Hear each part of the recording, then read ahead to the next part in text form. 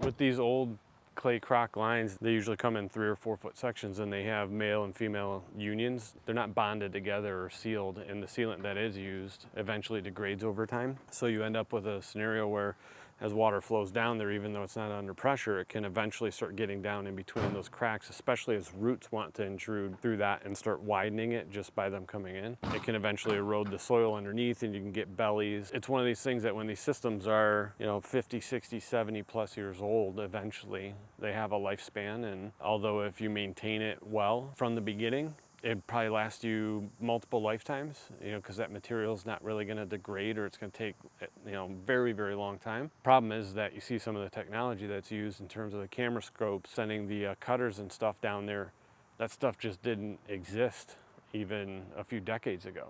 Back in the 40s when houses like this were built and the system was installed, it was intended to be under the ground and never looked at again. People during that era just didn't know to even maintenance them. There were cleanouts installed, but as far as the knowledge base that's available today to have it kept up to a condition that'll last a lifetime, I think it just wasn't part of what actually occurred back then. On top of that, recognize that the only things that are supposed to be going down there are gray water, which is your shower, storm water, all that stuff, and then what comes out of you, Ezra.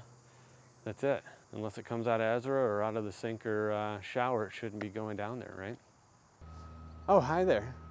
I was just reminiscing about that sewer line video, and I wanted to give you a little bit more substance to it. First of all, I want to start with the fact that that information is only applicable to a certain segment of the housing market out there, and that is those homes that were built pre-modern construction or new construction. So if it does not have a PVC and or cast iron sewer line, that clay crock is what it's going to apply to. And we see that being built and utilized all the way back in the early 1900s, right up into the late 1900s, early 2000s. It was around the 1990s that we started to see that transition from clay crock into some other substance like PVC.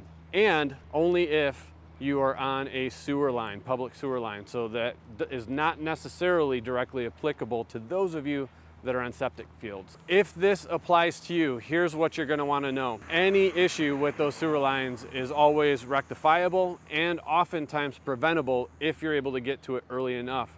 To be a responsible homeowner, when you have clay crock on a public sewer system, you're going to want to make sure that you have a maintenance plan in place. Start with a sewer scope, just like we did on that property, to get a good idea of where your baseline is and understand, do you have root intrusion? Do you have separation of those joints? Do you have bellies in there where it sags, which can cause drainage issues? If any of those items exist, sorry, we're trying to make sure that we don't get ran over here, but if any of those items exist, you want to make sure that you get those rectified so you're starting at square one. If you don't have those items in place, or if you don't have root intrusion, you are good to go ahead and just set up a reasonable maintenance schedule with your plumber, which might entail just simply them coming out and rescoping it every 2 years or so. If you do have some root intrusion there, not to worry, the sky is not falling. What it does mean though is that you're going to have to be a responsible homeowner and make sure that you have somebody come out at least once every year or two and snake out those lines to make sure they clear the roots out so it doesn't continue to impact that sewer line. So hope this has been helpful. If you have any questions or if you want some recommendations on who can assist you with some of those things I was talking about, reach out to us right away and we'll be happy to pass their information along. Have a good one.